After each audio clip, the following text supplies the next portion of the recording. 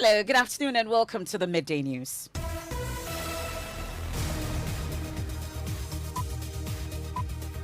The news is live on Joy 99.7 FM in Accra and Kumasi. We are on Love 99.5 FM in over 30 affiliates dotted across Ghana's 16 regions. We are on A1 Radio in Bogatanga, Radio Wa in Wa, Pad FM in Damango, Kaleo FM in Akachi, Radio Max in Takrady, and Kekeli Radio in Ho. You can go digital. It's on Spotify, myjoyonline.com, and also live on Facebook. This afternoon, as President Akufo-Addo considers an IMF program with his ministers, some economists are warning any further delay will collapse the economy. It may be helpful for the Ministry of Finance to make a statement in Parliament about certain revisions to the 2022 budget. Then once your international reserves deplete to a certain level, you have no choice than to go to the IMF in an ambulance. But as the Ghanaian economy continues to reel under slow growth, debt and inflation fueled by rising costs of oil, organized labor is demanding more from government. We are trade unions, and one of the things we do is that when our governments and our employers don't seem to know our value, we withdraw the service. That's what they call strike. And 1 year since the death of Ejura-based social media activist Ibrahim Mohammed alias Kaka, his family and victims of the resulting riots remain unhappy and want answers. What we want is justice, nothing but justice. Two of them don't pass to their side. They feel that anytime they are passing, they see their father lying in the pool of blood. Mistakenly, if the person gets here, you see him crying. So psychologically, it is a trauma to these children. We'll get to track the extent of implementation of the Ejura Committee report. The victims, those who lost their lives after the burial of Kaka during the disturbances, have not gotten justice. And this afternoon, staff involvement in banking fraud goes up as latest Bank of Ghana report puts total losses at some 61 million cedis. We have details plus a reaction from the Association of Bankers and Lawyers this afternoon are demanding the immediate release of 29 people arrested on the first day of Arise Ghana's Kromayeshi demonstration, which turned violent, leaving several protesters and police officers injured. Blocks at the gates of the CID headquarters that they shouldn't allow lawyers to come in. It was order from above. And so if there's no court today, the police has no option but to release them on police inquiry bail. We'll get to hear the condition of these victims as the majority opposes a push by the minority MPs for a full-scale parliamentary probe into the incident. The blood that was spilled yesterday will not be in vain. We in Parliament will demand accountability. There were a lot of demonstrations that happened and MPP members were injured, and my colleague Ablakwa never called for any parliamentary probe. We have details of that in sports. Facilities for Africa Games 2023 will be ready by February for testing before the Games in August same year. Sports Minister Mustafa Usif assures Ghanaians. And newly elected executives of the Ghana Journalists Association, including the president, sworn in spite of an injunction application. We have that and more here on the Midday News with me, Emefa Apawu. Many thanks for choosing us. This is your home of independent, fearless and credible journalism.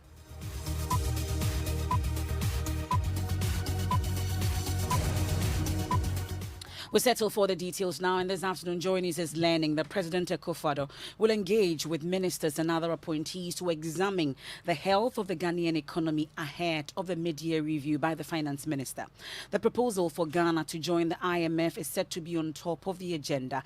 This is coming at a time government is unable to raise money from the international capital market due to the downgrade of the economy by credit rating agencies. Indeed, joining us is learning that government's finances are stretched, and there's a possibility of the Controller and Accountant General being unable to pay salaries of public sector workers in the coming months. We can hear from economists with the University of Ghana Business School, Professor Godfred Bopping, on the subject earlier.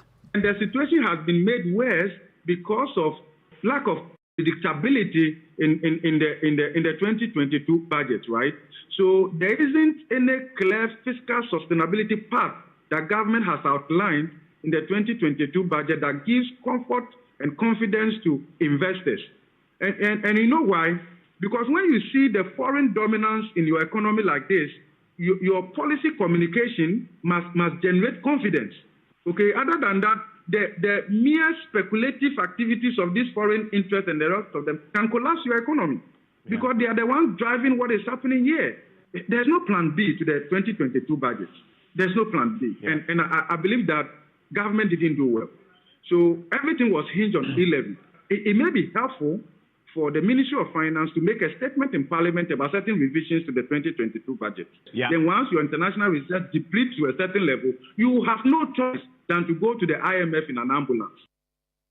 That's Professor Godfred Bopping there. Presidential Affairs Correspondent Elton Brobe joins me in studio for more on this meeting with the President and his ministers and economic team. Elton, what more are we learning about this meeting? So what we are picking up is that this is just one of those meetings that they will always have before the presentation of the media review of the budget before Parliament. Now already government has put before the House a $1 billion loan which comprises $750 million from Africa Exim Bank to finance capital growth and related expenditure in the 2022 budget, and a syndicated loan of $250 million from a consortium of banks. Now, they are of the view that if they are able to secure parliamentary approval for this loan, it may give government some space to breathe. But then the issue of IMF, whether the country should sign on to a program or not, is the base upon which this meeting is coming on, and whatever the outcome is, it will be contained in the media review that will be put before Parliament. Okay, well, that's the Presidential Affairs Correspondent Elton Brobe. I'll bring in Professor Peter Korte shortly.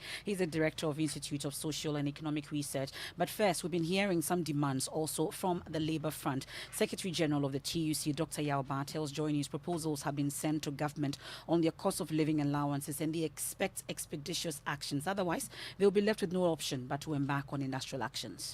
Our members are saying that what will help them now when inflation is 27% is COLA of 20%, because we got 7% already. We expect that the COLA that will be given to us will not be taxed. We are focused. We are proposing 20% increase in everybody's salary.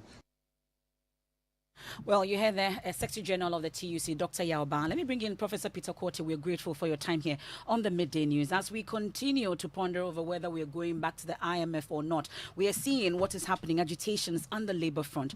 How then do you think government should be approaching this situation?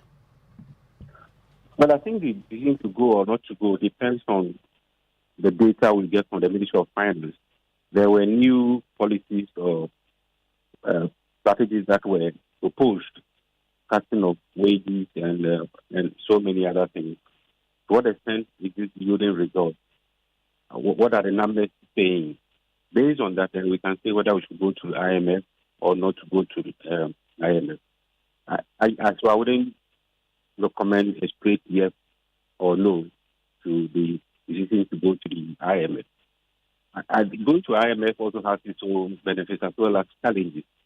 When you are in an austere time, you don't go for further austerity.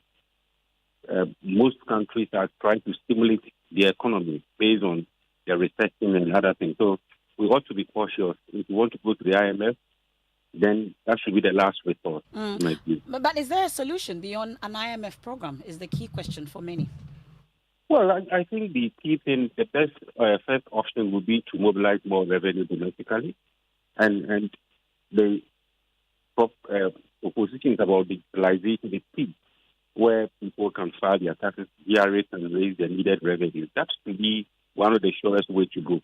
The other non-tax, tax and non-tax measures, I've always spoken about property rates. It's an option we can explore because we cannot continue to raise less than $500 million cedis. Looking at the property values in this country, $500 million cedis a year, it's very little. So property rate is one. We can also look at the state-owned enterprises. Some have to be profitable, no matter what. They ought to be profitable rather than depending too much on government. Professor Peter Korte there, we're indeed grateful for your time. I'll stay a while longer on the economy, this time on the financial sector, and more than 53% of all banking fraud cases recorded in 2021 involved staff of these financial institutions. Now, this is according to the latest banking, specialized deposit-taking institutions and electronic money issuers fraud report. Even though the year 2021 saw a minimal decline in the number of attempted fraud cases as compared to 2020 in terms of value, it recorded a loss of 61 million cedis, representing over 140% increase. Head of our research desk, Raymond Akwa, joins me in studio with more from this report. Raymond, first, share with us the significant fraud types that accounted for the 61 million cedis total loss. So ATM card and POS fraud recorded the highest loss of 22 million. Some 10 million was lost to impersonation specifically, and 8 million was lost for lending and credit fraud. There was also forgery and manipulation of documents, cash suppression, and also e-money fraud. Well, let's talk about the staff involvement in these fraudulent issues. Now, the statistics indicate that staff involvement in fraud cases increased by some 10% from 278 to from 253 to 278 between 2020 and 2021. The rural and community banks recorded the highest rate of staff involvement in fraud with a figure of 46%. In fact, universal banks also accounted for 28%, and the savings and loans companies accounted for 16%. So, does it outline any reasons why there's a consistent high rate of staff involvement in fraud cases? The report says it may be due to lack of adequate control systems in the financial institutions, poor background investigations for prospective, newly appointed and temporary staff, and also poor remuneration in the sector. Okay. Raymond Nakwa is the head of our research desk. Thank you very much for details of that report. Thankfully, we've been joined by the Chief Executive of the Ghana Association of Bankers, Mr. Johnny Wa. We're grateful for your time here on the Midday News. Interesting details of that report. Do you agree with the reasons assigned by the BOG for the high rate of staff involvement? Amongst others, we are told about poor remuneration. Thank you very much for this opportunity. Yes, the reasons abound, and we more or less agree with the Bank of Ghana's observation as a result of matters that we ourselves as institutions have reported as fraud incidents. But before I come specifically to that, it's instructive to note that in the same report, it stated clearly that the number of reporting institutions increased between 2020 and 2021. So it just goes to buttress the point that the work that the financial institutions are undertaking in the area of fraud control is yielding some results, as a result of which, in spite of the increase in the number of reporting institutions, we had a decline in fraud incidents from 2,670 cases to 2,347. Well, even specifically to the staff fraud, we saw a decline in the component of the fraud which involves the staff from 56% to 53%. But yes, it remains an ongoing challenge. The involvement of our own staff in fraud attempts and sometimes in successful fraud as well. It's actually not a problem that is restricted to the financial sector alone. As a country, we are having significant degradation in moral and levels of integrity going down and down and down. Banks are doing everything to put this in check. We've enhanced our security clearance system, working on the security apparatus to ensure that everyone who steps in the bank as a worker, a contractor, or an outsourced staff goes through the security clearance system. And also enhance our controls, working on Bank of Ghana's narrative, controls on dormant accounts and on claim balances, which happen to be a target for these internal frauds.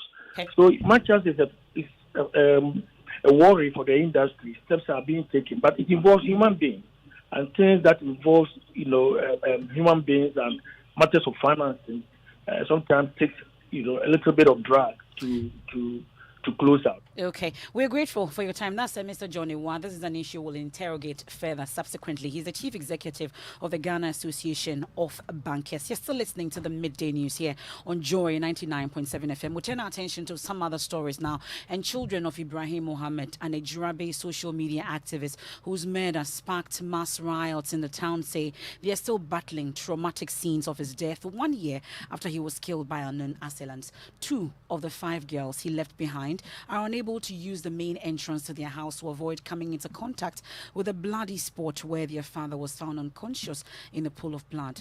My colleague Ohiming Teria visited the Dagomba Line family house of the late activist. Here's his report. Ibrahim Mohammed, noted for using social media platforms to address the ills in the Ejira, died at the Konfanochi Teaching Hospital 3 days after he was attacked on June 26, 2021. Police say the late activist was attacked whilst entering the family house here at Dagomba Line in Ejira through this entrance, which then used to be a wooden gate. A brother of the late activist. Any day I entered the house, I remember the scene I saw that day. He was pulling his motorbike in. Then he was hit by the sticks. You can realize maybe one is hiding here, one is hiding here. So he was lying in a pool of blood. At that fateful dawn when you come, this sport potholes is full of blood. Angered by the failure of police to arrest his suspected killers, the youth went on rampage, attacked the Ejura police station and vandalized property. I called Lieutenant Colonel Pipra, commanding officer, 4 Battalion, to dispatch some of the teams of Operation Calm Light to provide protection. A military reinforcement deployed on the orders of the Ashanti Regional Minister Simon Osei Mensah to maintain law and order ended up gunning down 2 more people. Somebody in the military uniform kneel down, aim at somebody, shooting him down.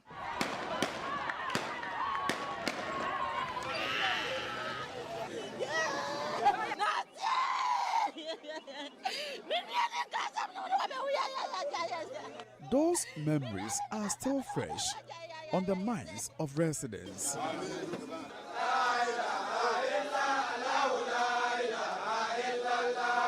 Dr. Kingsley Osei is MC at Ejura Dumasi. What happened was not something that the citizenry, the opinion leaders, the chieftaincy institution, the assembly wanted, particularly the shedding of blood. It is an incident we do not want to remember. Abulai Abubakar's younger brother, 25-year-old Abdul Nazil, a father of 1, was among the protesters who were killed. He died protecting the multimedia team who covered the protest. They called and said they have shot him. I went to the hospital. I met him on the hospital bed, already dead. Just like that. But despite receiving compensation from government on the recommendations of a committee of inquiry, his family wants to see the military officers who took part in the shooting punished. We were not demanding for compensation. The government compensated us on his own wisdom and the love for the family. He did that, but we did not request for compensation. What we want is justice, nothing but justice. Nobody is supposed to be above the law of this country. So what we are calling for is he should come out and explain to Ghanaians why they decided to use live bullets. So we wanted a stop for this type of killing. The family of Kaka Mechu, the man whose death sparked the protest, still bear the scars of the incident. A brother of the late activist shares the family's dilemma. He has 5 daughters. 2 of them don't pass to their side. They feel that anytime they are passing, they see their father lying in the pool of blood. Mistakenly, if the person gets here, you see him crying. So psychologically, it is a trauma to these children.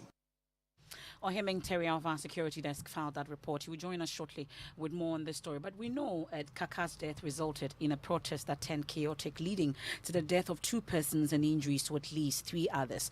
A ministerial committee was tasked to investigate the matter. Member of our research desk, Joseph Akable, joins me in the studio to recap some of the recommendations the committee made. Well, Joseph, the death of Kaka was of concern to the committee. What was suggested?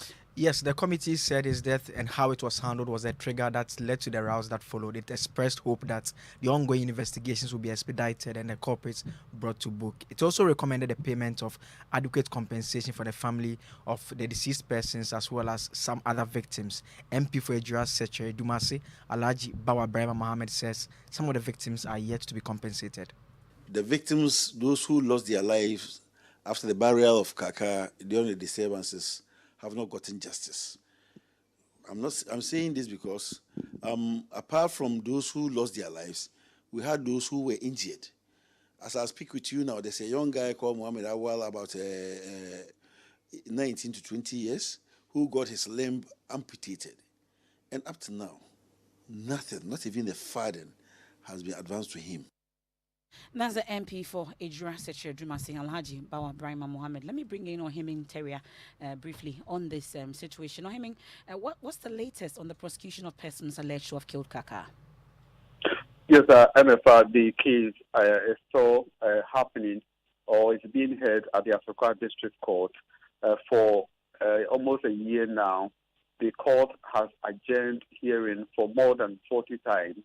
The last time we went to court, we were told the docket is with the Attorney General as 3 suspects who were arrested in connection with Ibrahim Mohammed, including 2 MPP executives and a brother of the lead activists, have all been granted bail. So hearing is expected on July 3, 2022.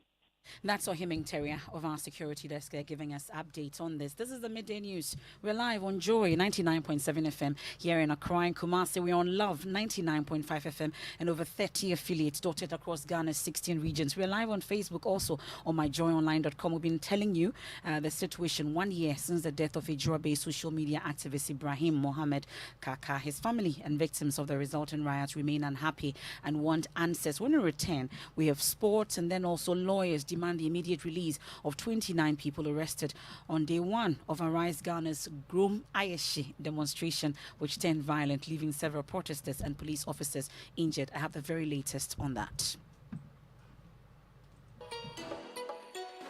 Yema Wakwaba, ba Akwaba Magic Busia, brand new channel, Tia Roba, Emuno Chiao, Ewo DSTV channel 149, and Go TV channel 108.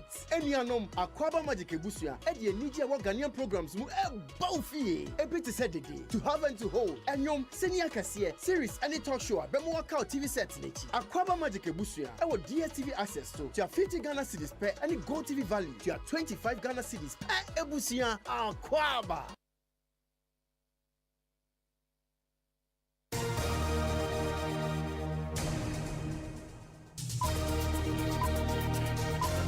Thanks for sticking with the best. Let's do sports. Emefa, in August 2023, 54 African countries will be in Ghana for the Africa Games 2023. So the country must get ready with facilities to host the events. The Minister of Youth and Sports, Mustafa Yusuf, was on the floor of Parliament on Wednesday, and he's been assuring Ghanaians how ready the country is. Is progressing steadily. Our last site meeting indicates significant progress in all the components of the project, especially those facilities that are needed to be constructed for the 2023 African Games. And I'm confident that by February 2023, targets for completing of the project will be met. The project needs to be completed 6 months before the Games in order to allow testing and validation. Emefa, that is the Minister of Youth and Sports. Yusuf. Well, thank you very much for joining us, Muftau there. Now, lawyers for the 29 people arrested on the first day of Arise Ghana's Kromayeshi demonstration, which turned violent, are demanding their immediate release. We're told about the latest on this, but my colleague Manuel Kranting has a wrap of the second day's events. Sounds of charged demonstrators who reconverged at the Elmwood Sports Stadium Wednesday morning to protest what they call the prevailing harsh economic conditions in the country. Unfazed by the violent clashes with the police on the first day and the imminent arrest, the protesters, now more determined than ever, began their march to Parliament. Corruption is too much. If we are going to talk, we will talk a lot. Rollins, good. Atamels, good. Don't bring money, Mahama, good. From 2017, all my money has finished. MPP, me who crop MPP me bo mudia. Same, I want ya. Sisi abonto ya nimpo ne bo ayeden akufado. Obedo le baba ya mind. Sisi abonto mpo wo de sample hwe ne bo. These concerns were reaffirmed by leading members of the opposition National Democratic Congress who had joined the protest. We are suffering. We want the COVID levy to be scrapped.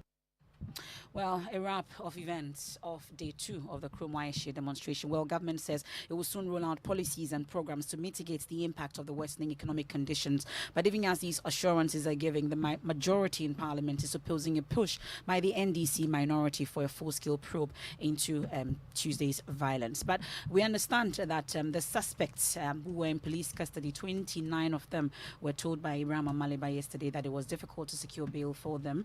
First, they didn't know their whereabouts, but there's the latest development on that. Manuel Kranting of our security desk joins me in studio with more. What are we learning?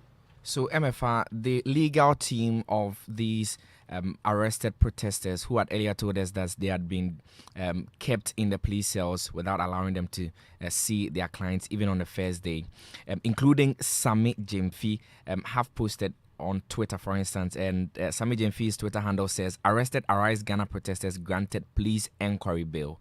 The leadership of Arise Ghana and our lawyers are in the process of finalizing the bail processes. Arise Ghana is grateful to the IGP and the police service." And you remember also that the police issued a statement that said that they are still looking to arrest the organizers of the demonstration, which turned violent on its first day. Okay, thank you very much, Manuel. Now, the newly elected executives of the Ghana Journalists Association, we're told, have been sworn in spite of an injunction application, especially against the GJA president, Albert Jumfo. My colleague, Michael Papani-Ashale, has been there all morning for us, joins us on the line. Papani, give us updates on what's happening.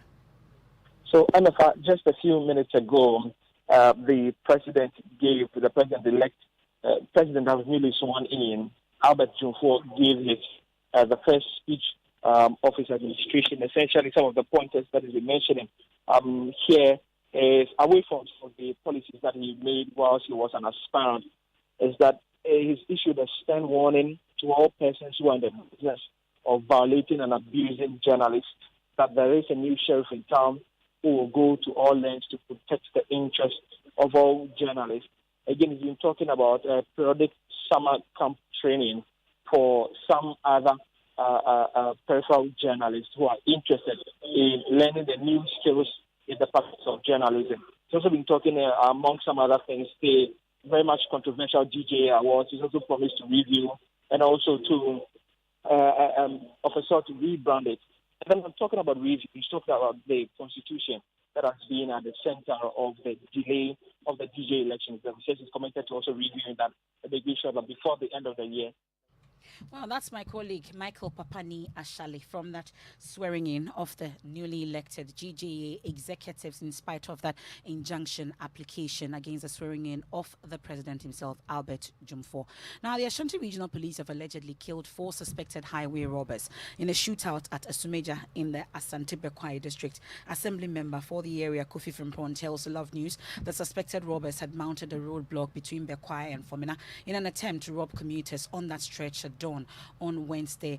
Well, we've been also hearing from the assemblyman, and amongst others, he said that the robbers went on an operation on the highway, and when the police tried arresting, they moved towards their town to a basic school. We can hear from him.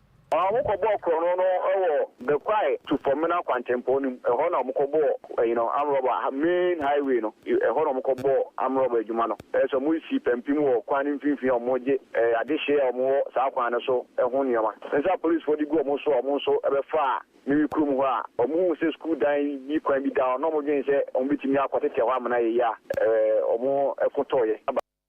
So that's the assemblyman there speaking to us earlier. Now, it's become commonplace for the ordinary Ghanaian to boast of the sun's obligation to supply him daily doses of vitamin D. But it is emerging we overestimated the glare of the yellow sphere. A research by the Kwame Nkrumah University of Science and Technology has found vitamin D deficiency is high among the adult population despite abundant sunlight. The study is published in the 2021 edition of the Journal of Nutrition and Metabolism. Although Ghana is located in the tropics where sunlight is abundant, factors such as culture, diet, skin pigmentation, among others, can influence optimization of vitamin D utilization. The scientists, led by Dr. Samuel Sechi of the Department of Molecular Medicine, sought to measure the relationship between sun exposure and vitamin D status in 3 geographical parts among healthy Ghanaian population. The researchers recruited 500 healthy blood donors between 17 and 55 years. And surprisingly, we realized that we have vitamin D, the prevalence of 46.9 prevalence of vitamin D deficiency among the general population among the 500. That's how prevalent the vitamin D deficiency was.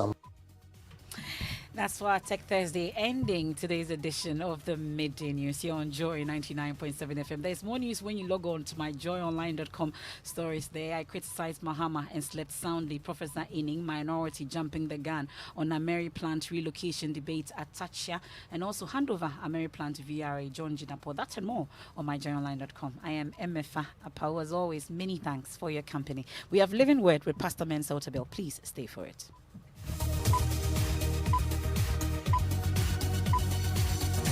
Hello, please, am I speaking to Miss Joanna Kuma? Yes, please.